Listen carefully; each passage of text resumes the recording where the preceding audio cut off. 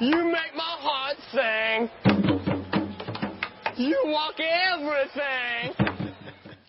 Hey, even though we're going to talk football, you can't mind coming in with a little wild thing from Major League. We're gonna jump ahead. I mentioned we were going to talk high school football, but Coach Bryon Hamilton has just left the practice field with his Shasta College Knights, and we don't want him to get too far gone into game planning before. So appreciate you calling in, Coach. At least you have football weather, right?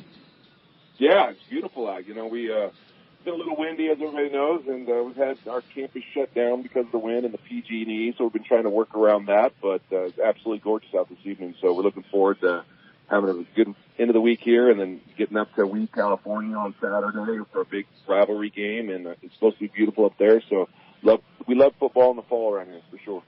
Well, I tell you, the last time we talked didn't work out exactly as hoped, because you had on the horizon that off week going into a big game, and you wound up losing that game coming off of an off week, and that is the only loss on the year. But you got to take. We'll talk about this one, but when we look at the schedule, we can't take this week lightly, obviously, at College of Siskiyou, but you have destiny in your own hands, right? This last 3 games. Yeah, you know, we're sitting, you know, obviously at 6-1, and going into the season we had some goals, and sitting at 6-1, we're still in position to, you know, get those goals and catch, you know, some season, you know, a great season and those type of things. But we're honestly just taking it day by day, and this time of year you're battling injuries. We've battled some things here with obviously with the shutdowns and things. And so we can't look too far ahead of our schedule. We're just focused on this week, honestly focused on, I know it's cliche, but it's true, focused on tomorrow's practice and making sure that we're dialed up, because we know that if we can just throw the records out on this game, it's going to be a tough ball game, and we're expecting to get Siskiyou's very best. And it's been a while since we've won up there, so you know, we're focused on 100% laser focused on Saturday. Well, and I mean, I guess they're winless in the season, but that program obviously has been through a lot, and so for those players and the coaches that are there, this would make their whole season worthwhile if they could throw a wrench into your plans. Oh, for sure, and I mean, you know, that's what rivalries are about. You regardless of the record, you know, their coaches are saying the same thing we are. It's going to be a tough ball game. It's one you look forward to. It's one you circle on your schedule. And so we're not even paying attention to the records. We know last week we had a team come in here, Feather River, that we have battles with every single year, and they certainly didn't care about our record. And we had a tough ball game that we had to win at the end, and that's what this time of year is about. You see it at every level. You see it in the pros. You see it in the 4-year level where, you know, you're coming out, and this time of year, a lot of teams are dealing with injuries and dealing with, you know, different things that they didn't have to deal with in the first couple of weeks, and it's just a battle of attrition. And so we're focused on Siskiyou, and we certainly don't, you know, expect them to play like a winless team. We expect them to play like the Siskiyou that we play every year, which is always difficult and tough. We're talking to Bryon Hamilton, head coach of the Shasta College Knights. You know, we talk about, this is a cliche that is realistic. The only poll that matters is in the end. You guys climbed back up some, 17th in the JCAC, I think, the Sports Information's poll. You're at 12. But the one I think that's the big one is the National NorCal Regional, and that's why I was hinting at, and you touched on in that. So we know San Mateo is, you know, of course they're going to have to finish the job too. They're number 1, but the next couple of teams there, 2 of the next 3 teams there are teams that you face the last 2 weeks of the season, here against American River and then at Butte to close it out. Yeah, I mean, you know, I told my team this week and last week, you play games all year long to play meaningful games in November. And we put ourselves in that position, and we know that, you know, a lot of our hard work throughout the year has paid off, and we are in a position where these are meaningful games. We just got to go out and do our thing. We got to go out and be a little bit better on offense than we were last week. We got to continue to play strong defense. We had a couple slip-ups last week on special teams, which is uncharacteristic of us. We've been very good and very dominant in special teams, so we expect to get back on that. We're going to need to do those things well, not only Saturday, but then if we, you know, moving on for the following weeks, and then we put ourselves already in a position where we're bowl eligible. So, you know, we have 4 more games we're planning on, and every single week the opponent, I think, gets a little bit better. And so we got to match that. But, you know, that's what's fun. You know, going into the season after a 2-8, you know, team last year and 2-8 season, to be sitting at 6-1 and to be sitting in a position where these games matter and where we can look at each week and say this is a big game and not just, hey, we're trying to, you know, get back on the winning track or something like that. That's where we want to be, and that's where this program wants to be, and that's where we are. So we're enjoying it. And we know it's, you know, we got some good company with the teams we got to play, but that's the whole point of how hard we work and what our goals are as a program. Last week that game was 2016, and I know that you alluded to an illegal kick late, that your defense had to do what defenses have to do, and I know you had to be really proud of them. I mean, Ramirez got a field goal that gave you a little bit of breathing room, and then you wound up having to hold them a little tighter than you'd hoped when it was all said and done. But you guys did it, and you know, we talk so much about defense and controlling the clock, and you did both those, it looks like, last week. You know, we've controlled the clock the entire year.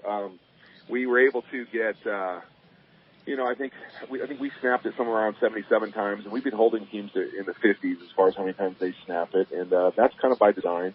Of course, we would like to score more points. We had 2 guys go over 100 yards rushing. We rushed it for around 240 yards. We were very effective in our game. We only turned it over once, and the week before when we played down at Sierra, we turned it over 6 times. I don't care who you're playing on the road, especially, you're going to get beat, and we did. You know, I mean, we deserved to lose that game turning it over that. So we rectified some things, and we kind of we screwed around at the end and did some uncharacteristic things on special teams, and that almost hurt us. But our defense has been nails all year long, and they stepped up and Feather River had 4 plays from the 25-yard line to get it down into a position to score, and our defense didn't allow 1 yard in that situation. So really proud of those guys. And we're going to need that kind of contribution from our defense throughout the rest of the year and for us to have a chance at this thing. Just want to hold you for a couple more minutes, not too much longer. I know you're probably itching to get out of that car, out of your truck. But you mentioned the 200-yard rushers. Tyler Boston, 115, Matt McCree, 103, and you know, we're not even hearing some of the other names that we've heard this year. Vinny Smith, for example. Yeah, Vinny. Unfortunately, we lost in that Sierra game real early in the game. We lost Vinny to a high ankle sprain, and we lost our top receiver James Lee to a hip pointer, and they're still out. We'll see. Both of them are working, trying to get it, you know, on the field on Saturday. We'll see how that goes.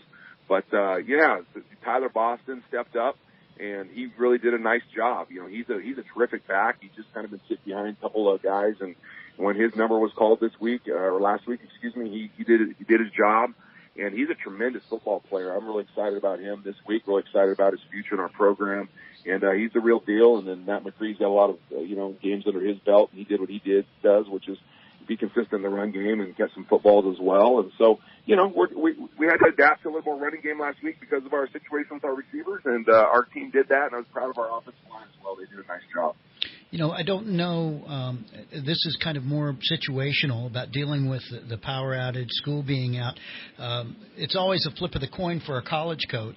I think, you want, they're kids, right? And you deal with extremely young kids, too, as far as college goes. So you like them to be in school because, they got somewhere to be. They're not just, playing video games. That's for sure. Right, or out eating 3 meals somewhere at mom's house. But beyond that, is there any way this kind of stuff can bring the team together where you kind of have to hunker down a little bit more, or am I just reaching? I don't know. I mean, we'll find out Saturday. But the guys, they've had a good week of practice. We've been energetic. I told them there's no reason for them to be tired. They're not getting up at 6 a.m. for their morning lifts, and they're, they're not having to go to class and things, so they should be rested. They should be fresh. But, I don't know. We'll find out if it has any effect on Saturday. We'll see.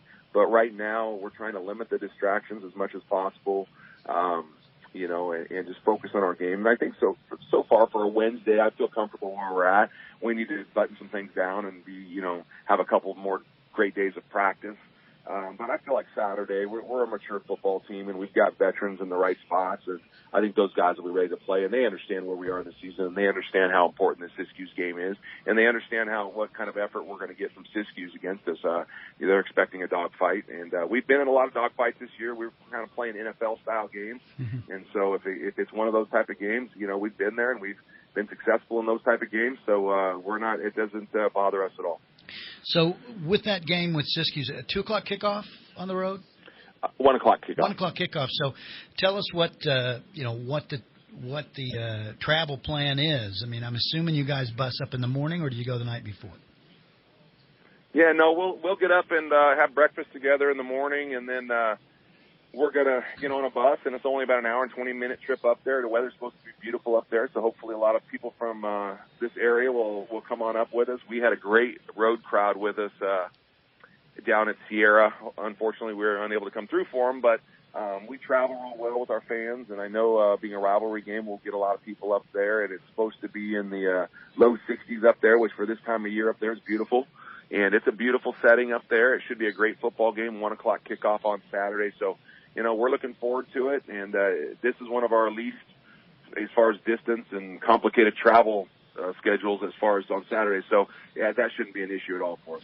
And as opposed to some other years where that can be a horrible trip if we've got bad weather, the weather is really important, as you mentioned in this one. Yeah, as you guys know, especially with these winds, California can get very windy and nasty up there this time of year, and but weather forecasts calling for no wind and about no clouds and sunshine, and so God's grace on this game for us as far as the weather, and we're looking forward to it.